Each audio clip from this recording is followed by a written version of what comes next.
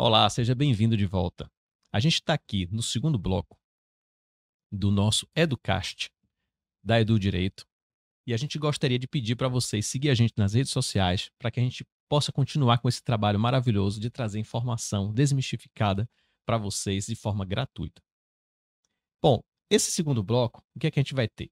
A gente vai ter com relação à produção e análise de provas. Então eu queria primeiro explicar para vocês um pouco. A maioria das pessoas já deve estar sabendo o que a IA generativa faz, tá? E o que é que ela não consegue fazer.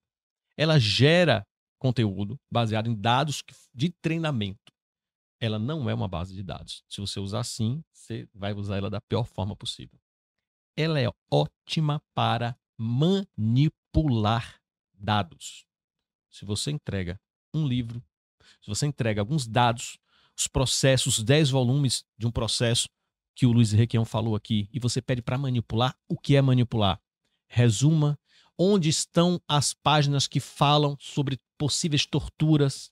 Há alguma menção, algum menor neste relatório? Então, esses tipos de manipulações textuais, ela faz de uma forma exímia. Mas se você pede para ela criar, faça uma peça processual sobre tal assunto e você não fornece dados, o desastre pode acontecer. Bom, sabendo disso, eu tenho uma pergunta aqui que eu queria fazer para o Luiz Requião. Sabendo desse contexto da IA generativa, das limitações, você acha que daqui para frente, com o avanço do poder, né, a gente vê com DeepSeek e outras, né, técnicas de raciocínio encadeado, a OpenAI O1, O3, a Gemini 2.0, o DeepSeek, o R1, R vem de raciocínio, né? Então eles têm uma técnica de raciocínio encadeado, uma nova geração mais poderosa. Você acha que a gente vai estar mais suscetível a mais erros na análise e produção de provas se as pessoas utilizarem essas tecnologias?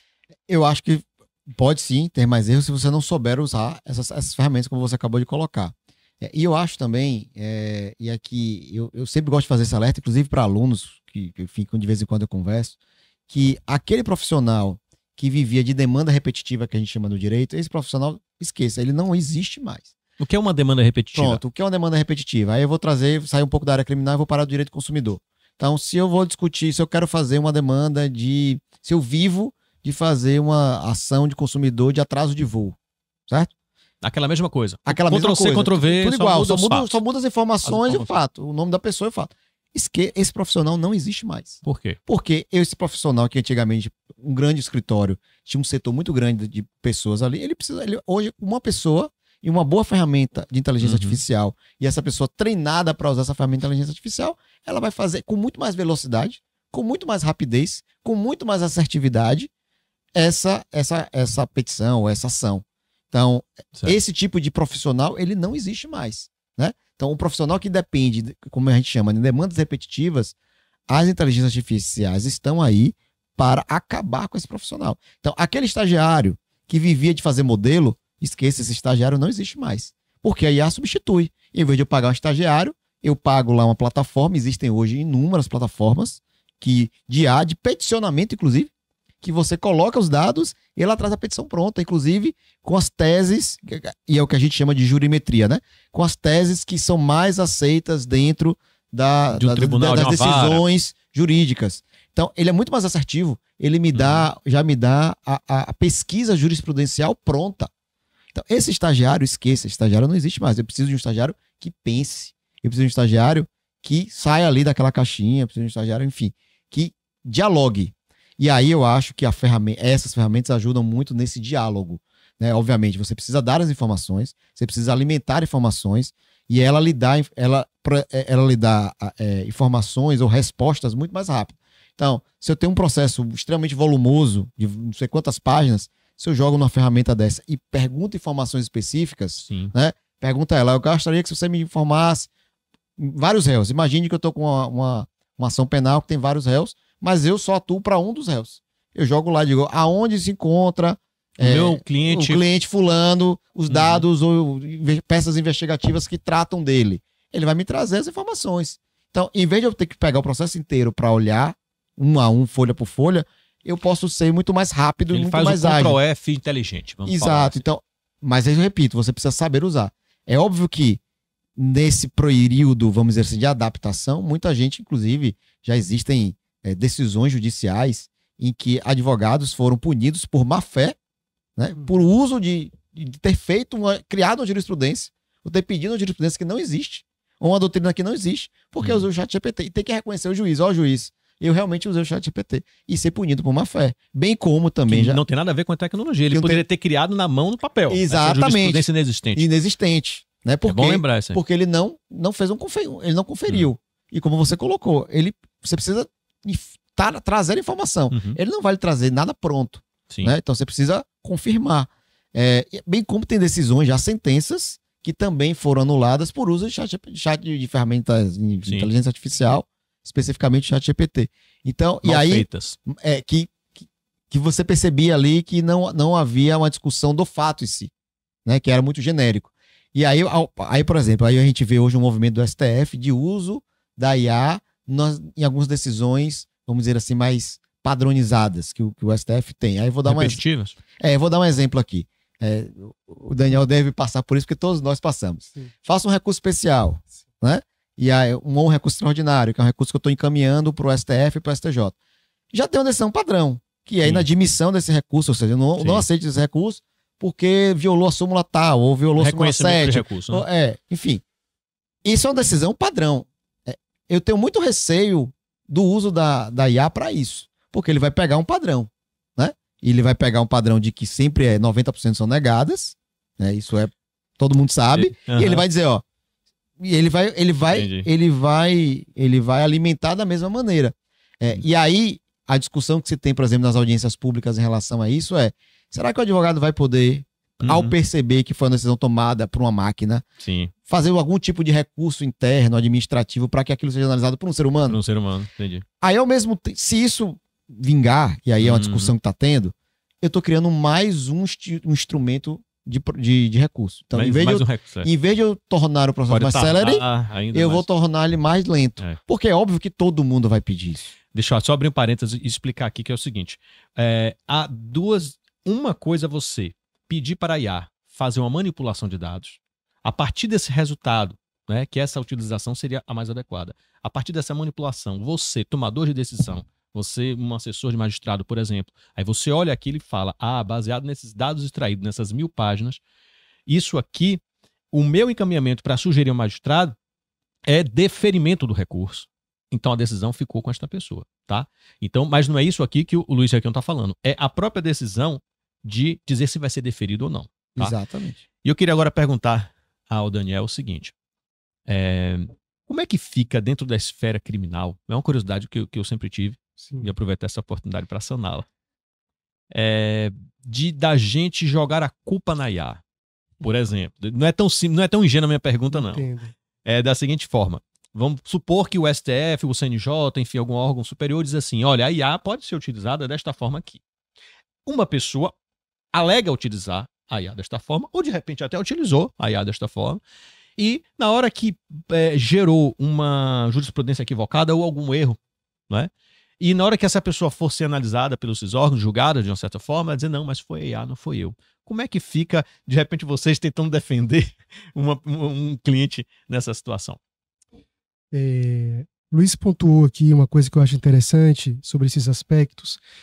E aí o meu grande problema é que talvez a gente também esteja procurando soluções muito fáceis para problemas complexos.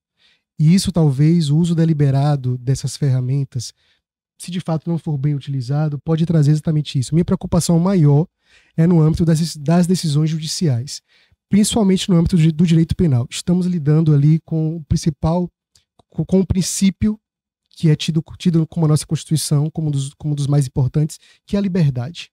Né? Então, o direito à liberdade é algo que a gente deve realmente reconhecer como muito relevante, porque estamos lidando ali com vidas, necessariamente. Deixa eu só fazer um adendo. Não é só liberdade no sentido de encarceramento. Não. É um sentido mais exatamente, né? Exatamente. Mais amplo. E aí adentra nessa questão de liberdade de expressão e outras liberdades públicas. De não ser linchado em rede social. Exatamente. E aí a gente adentra hoje numa questão que é muito complicada, que são das fake news, das notícias falsas. Então, assim, até que ponto, de certa forma, você pode ser responsabilizado ou não? E aí é que hoje talvez seja o maior desafio nesse aspecto. Estamos vendo aí no âmbito do STF, né? Essa questão toda, essa necessidade de regulamentação das redes, como é que isso pode ser feito ou não.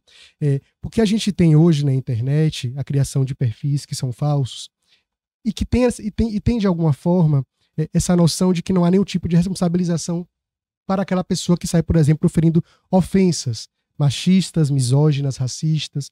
Acha que fica por isso mesmo. Por exemplo, eu quero ofender alguém, vou criar um fake porque aqui não dá nada pra mim. Seria Exatamente. E aí eu crio, e aí só complementando, aí eu crio um avatar, né, com uma voz, que é um avatar que ninguém vai dizer que aquela pessoa não existe, porque inclusive existem IAs aí que botam alguém que para, só fazer um adendo, né? Tem pessoas hoje tem influencers hoje, né, que são modelos, que fazem propaganda e ninguém diz que aquela mulher não existe.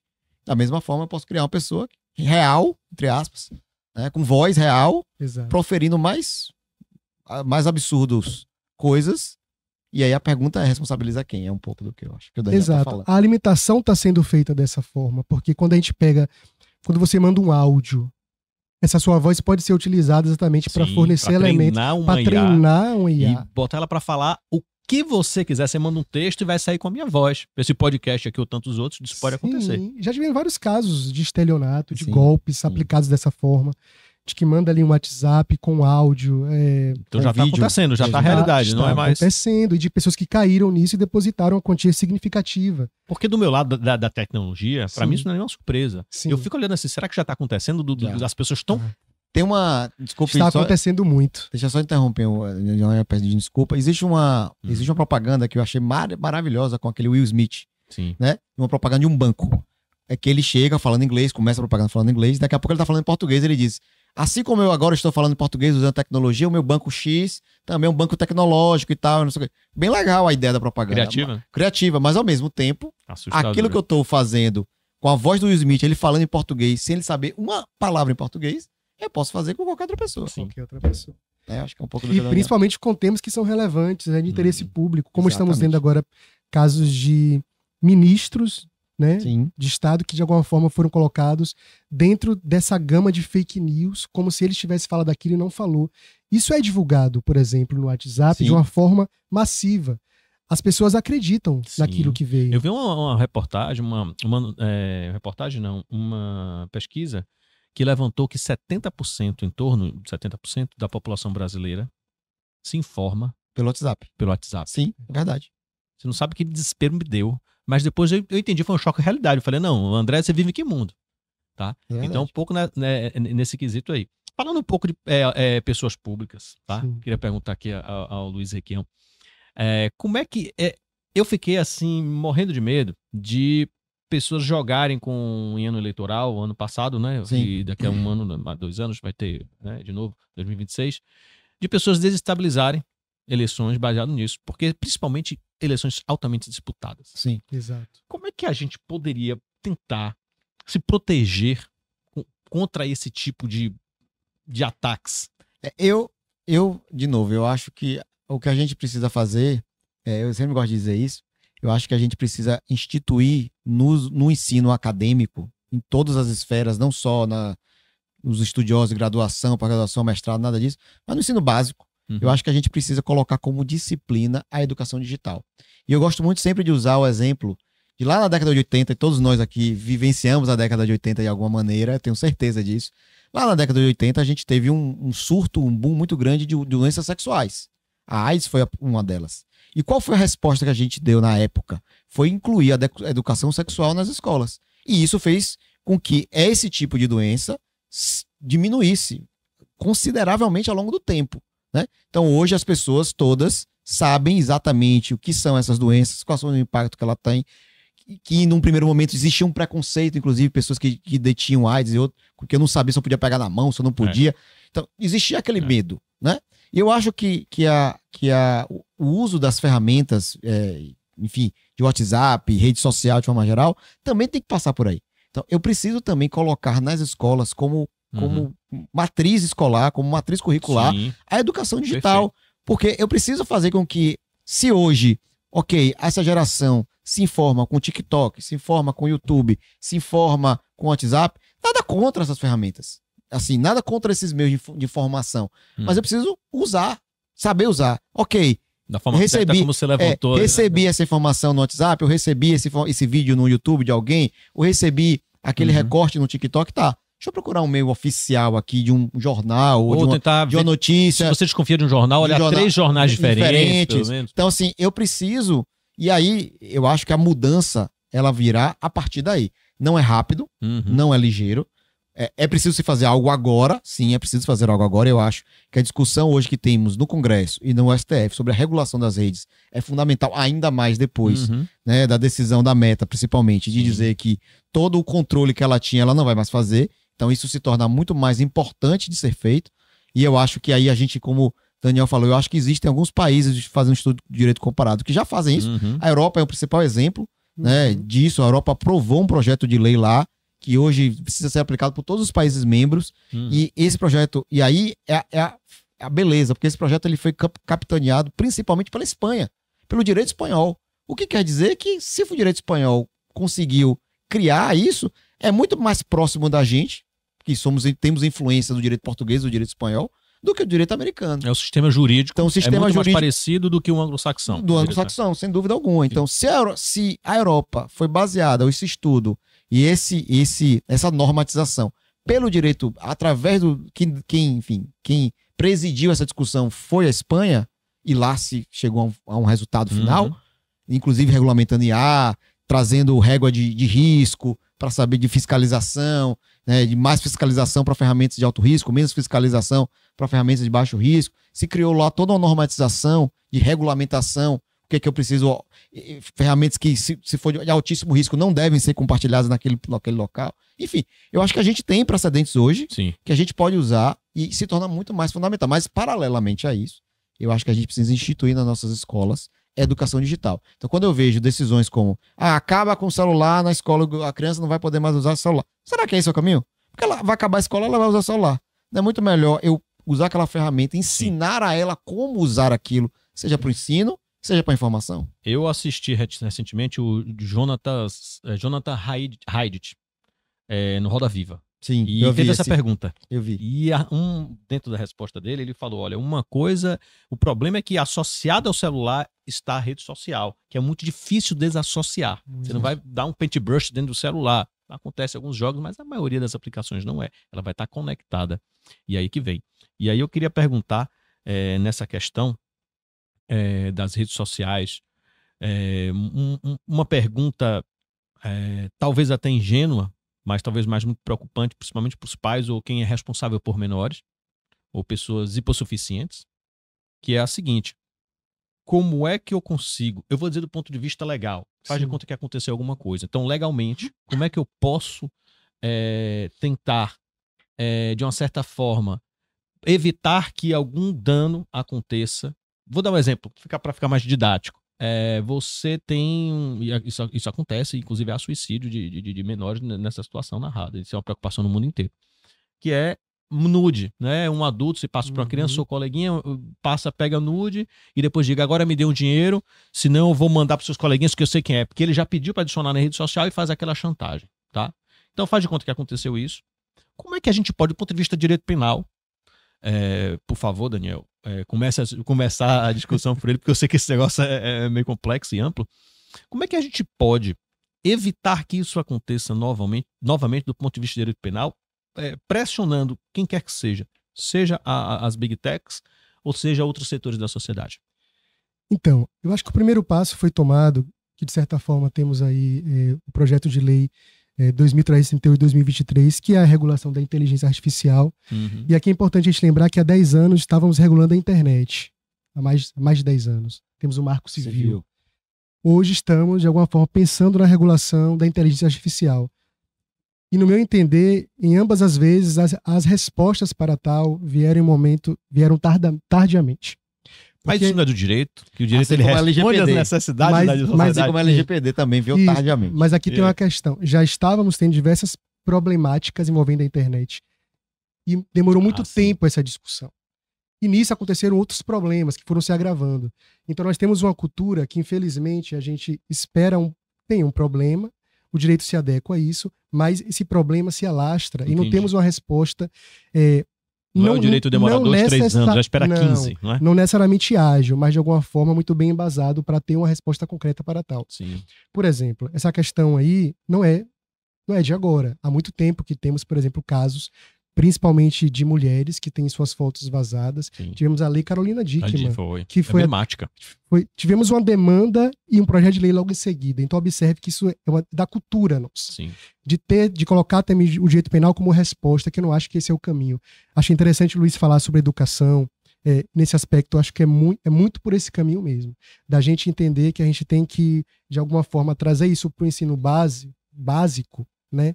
Para que, posteriormente, a gente não tenhamos cidadãos que não saibam minimamente quais são os seus direitos, ou não sabem minimamente quais são as plataformas que, de alguma forma, ele pode utilizar para minimizar os impactos de alguma violação que ocorreu, por exemplo. Sim.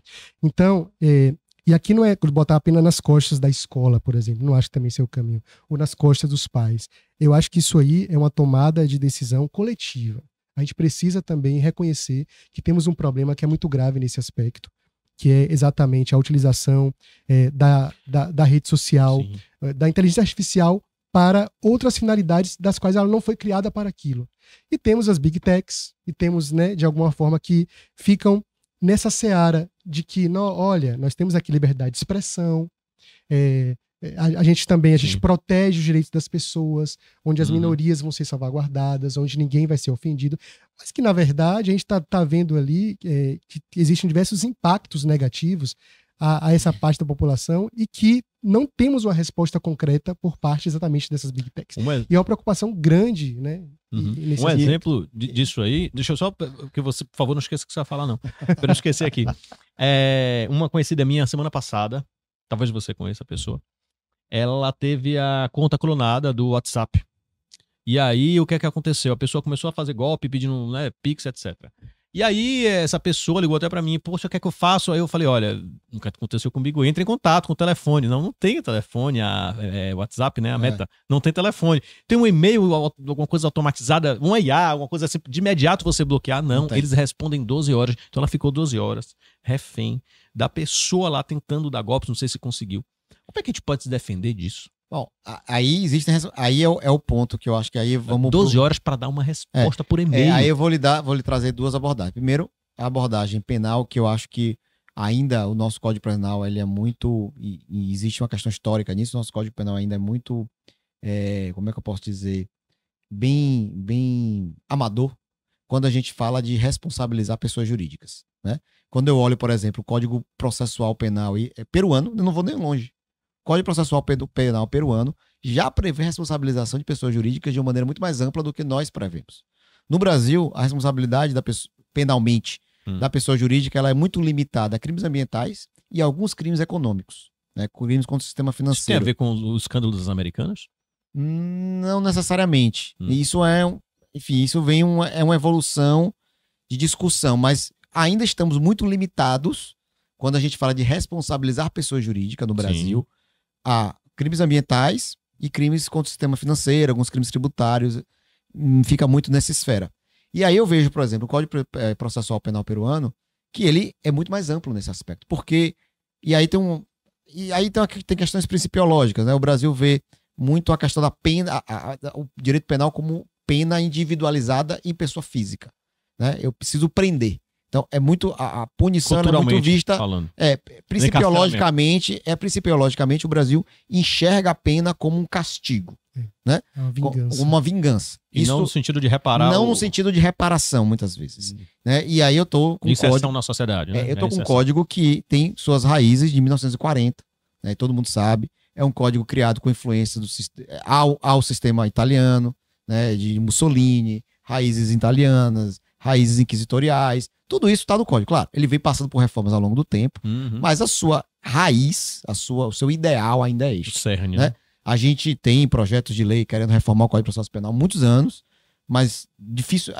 Ele vai sendo reformado pontualmente. Né? Ele nunca é reformado de maneira completa, como é, por exemplo, a esfera civil ou o processo civil, que já foi alterado na sua Então, inteireza. seria uma coxa de retalhos, tipo o É um pouco isso. Ele vai se adaptando um pouco, como o Daniel falou. Ele vai se adaptando às realidades que vão acontecendo. E você acabou de citar um termo cunhado pelo professor Auri Lopes Júnior.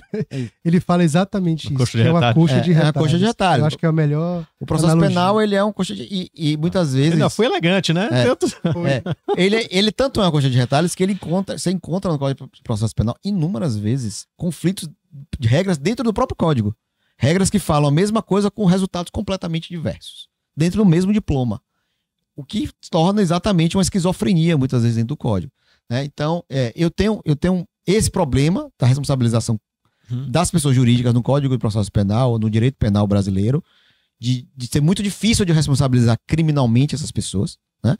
Agora, no campo civil, e aí esse exemplo que você falou, das americanas? Da sua amiga aí que passou golpe, né? Clonada, e 12 horas para responder por aí eu tenho muita responsabilização civil.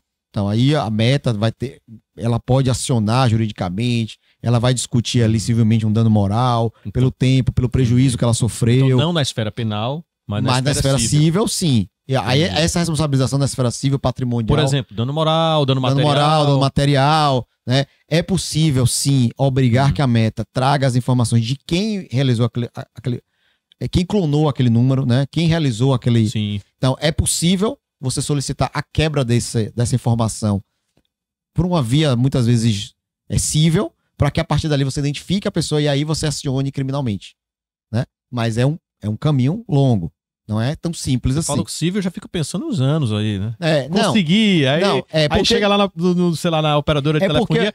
Não, a gente, por lei, só guarda um ano. Na verdade, qual é o ponto, na verdade, né? Porque aí vai ser uma discussão de sigilo. Né? Tem sigilo, a privacidade não tem. E mas aí eu vou discutir, mas esse sigilo vai ser utilizado para manter alguém que praticou um delito.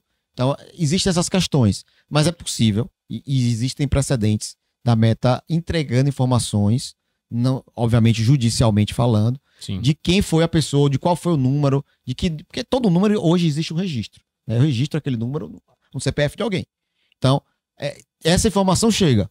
Aí no direito penal informático a gente tem uma ideia, uma principiologia que se chama o princípio da dupla inocência. Por que isso? Né? Eu tenho o princípio da inocência, ninguém é considerado culpado que se prova o contrário, mas quando a gente fala nessa esfera do direito digital, ou no direito penal informático, eu preciso de uma dupla inocência. Por quê? Por que eu preciso ter esse cuidado? Porque se eu tenho a informação de que aquele telefone foi usado por João, eu preciso saber e confirmar se foi João que usou. Exato. Então, não é só achar que foi João. Eu preciso saber quem usou, se foi João mesmo que usou. Então é a mesma coisa quando a gente fala de IP, né? Cada computador tem um IP. Tá, mas será que aquele computador foi usado por aquela pessoa que detém aquele IP ou outra pessoa usou aquele computador? E aí a gente tem o que torna tudo muito mais complexo. E hoje eu não tenho ainda uma preparação jurídica clara dos julgadores acerca dessas nuances. Quando a gente fala de direito digital, a gente fala de responsabilização de pessoas jurídicas. Então, eu acho que o que a gente precisa, né, na verdade, era uma reforma do código, efetivamente, trazendo aí novas possibilidades de responsabilizações à pessoa jurídica. Né? E aí eu posso... assim, é um pouco de discussão de sexo dos anjos, mas assim, até que ponto eu poderia utilizar de algumas ideias do direito civil, despersonalizar a pessoa jurídica. Você vê, Daniel, algumas ideias responsabilizar, enfim, o sócio ou alguma coisa assim. Olha, mas é difícil. É difícil e a gente adentra aqui no aspecto da advocacia criminal. Exato. Luiz me entende. Já estou pensando em teses. Sim, eu também. Que de alguma forma, porque... Poderia intermediar essa interdisciplinaridade dos dois, porque aí das duas áreas do direito. A individualização da pena, a gente tem a questão da transcendência do direito, da ação penal.